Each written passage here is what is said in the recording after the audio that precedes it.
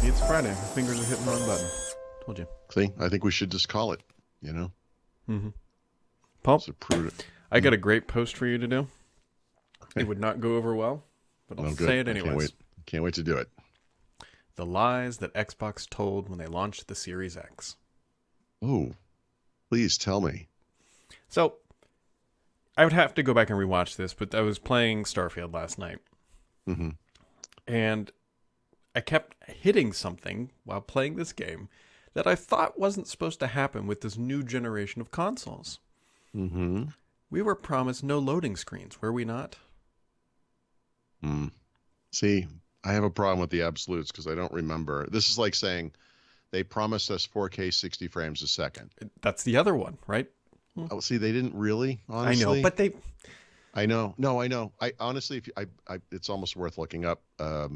I bet the promise was 4K or 60 frames a second, and we will strive. Most games, many games will hit both. I'm sure they were very careful with that.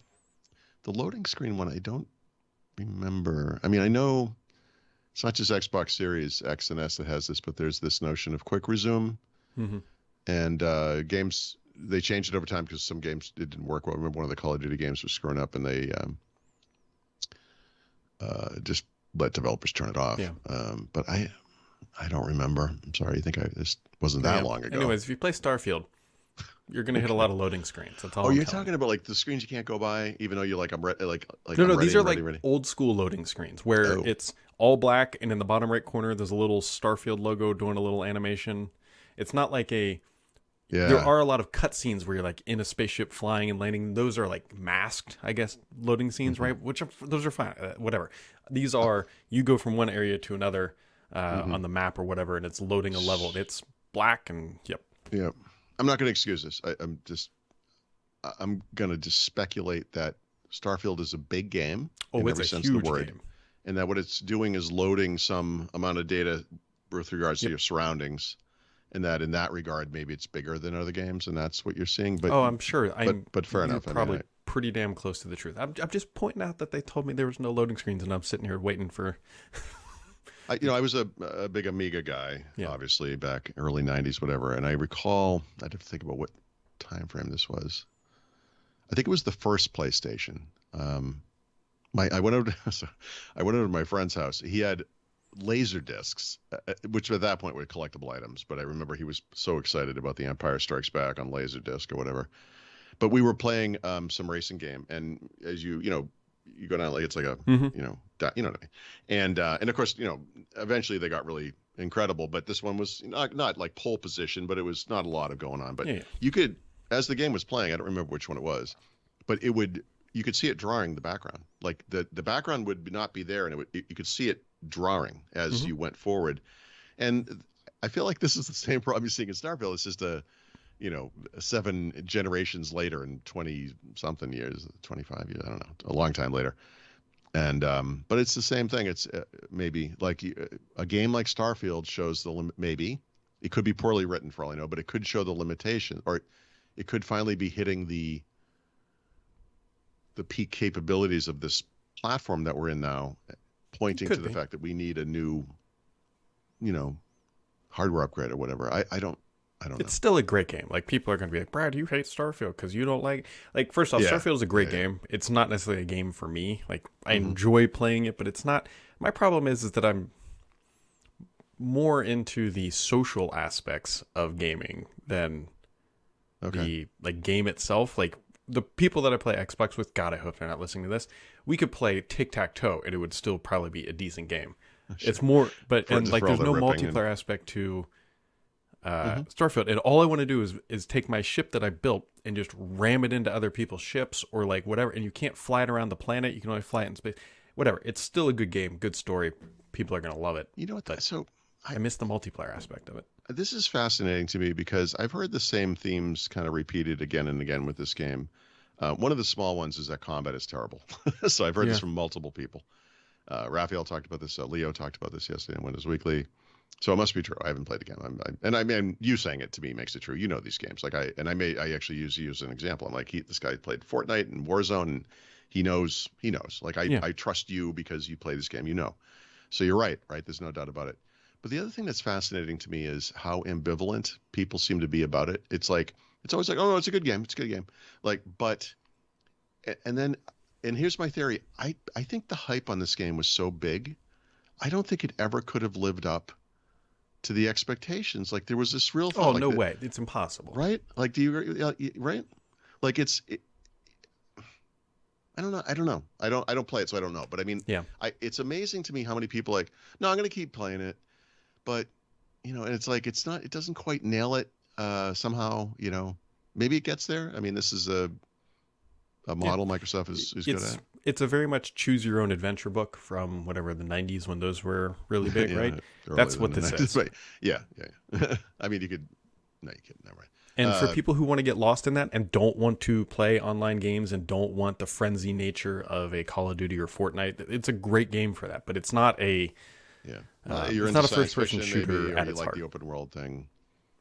I was going to say, you could have made that same argument about like Zork games or something. And no, that's not true. Those were not choose your own adventure. Those were an adventure. You had to do the right thing, right way, whatever. But what you're really describing is Mad Libs, right? Which date back to the 60s or 70s. Oh, sure. Right? But in grander form, right? I mean, you could see the evolution of this stuff. This notion of it's not a linear story, but there is something, main quest type deal for you, and maybe there are side quests. Obviously, there are side quests, and some people live for all those little adventures, and some people are like, no, I want to plow through this thing. Yep. If you like games that actually end where you win, maybe this isn't the thing for you. Yeah, that is. Right. It's a great game for Game Pass, though, because they can continue just to drop expansions and more storylines and fractions and new elements all the time, and it will probably pull a large player base back in. Yeah, they'll add like a solar system. Like there'll be like some drop where it's like, okay, we have a whole new area to explore or whatever. It's already here comes an alien race so and they're attacking everybody. It's getting really interesting. There's all kinds of things. The thing is the biggest problem with this game isn't actually this game. It's that No Man's Sky, which has a similar sort of vibe of what you can do. And was disappointing when it arrived, right? Right. Remember? But now in No Man's Sky, the one thing I wanted to do, which is what you can do in No Man's Sky, you can build a ship, you can take off, you can fly around on the planet and then fly up into space or fly back down into a planet. And on Starfield, it's all cutscenes. You can't fly around on the planet. If you want to go to space, you hit go to space and then it animates you up. And Leo was complaining about this, and I was like, okay, but you don't want to just putz. Like it's like riding a horse to the next thing in an old West game. Like it's hyperspace, right? This is the Star Wars, Star Trek thing. You should be able to choose that. Well, I guarantee you, Paul, there was a spot in this development path that enabled that, but it got cut to make it. Yeah, so you're here, you want to go there. It doesn't matter if it's on the same planet or if it's in a distant galaxy. You hit a button and you're there. Yep. And it will say something like 17 weeks later or whatever, however they do it. Yeah, I see both sides of it. Yeah, I would be surprised if they don't eventually bring that eventually in a later update. But yeah, my gut is that it just feels like the game is ripe for this, and then it's just not there. So I suspect that it will come. That'll be our number one request, and we did it. And congratulations to us. I mean, whatever. So, anyways, Phil Spencer I think said yesterday there was 1 million concurrent players. So it's obviously a success for. Well, I should qualify that. It appears to be a success for. Yeah, I was going to say let's give it some time. Some games take and some don't. Right.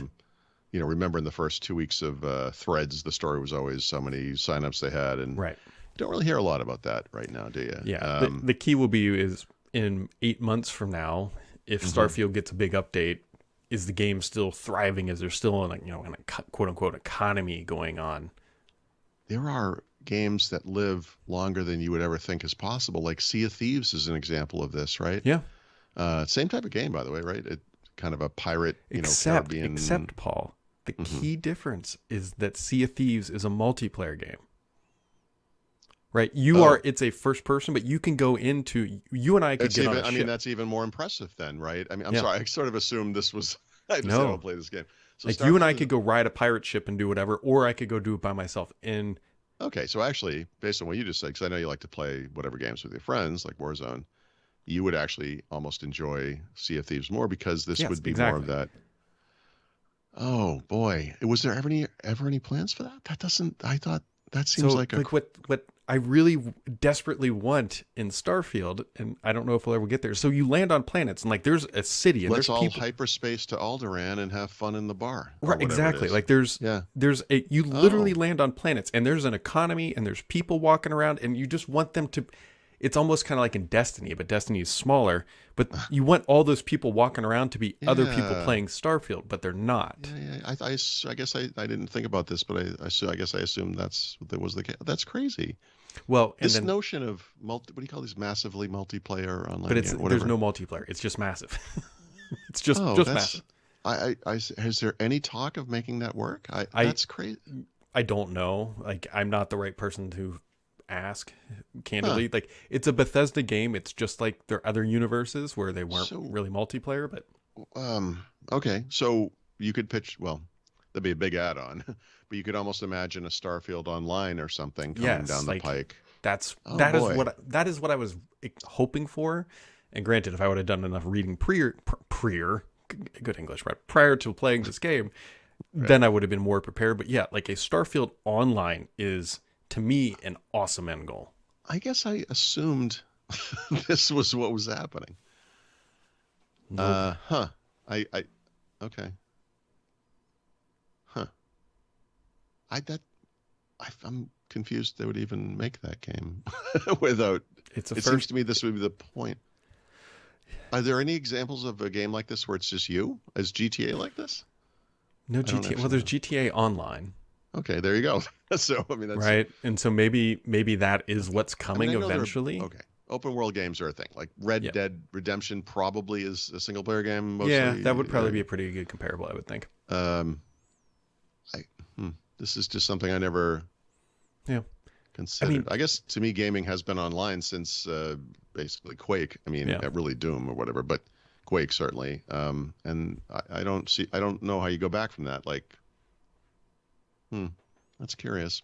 I bet that there's got to be, because Xbox excels. Like Xbox is the best online gaming platform. Dude, the first one had an Ethernet point on it. And then they grabbed an Xbox Live came a year later. This has been the point of the platform. Right.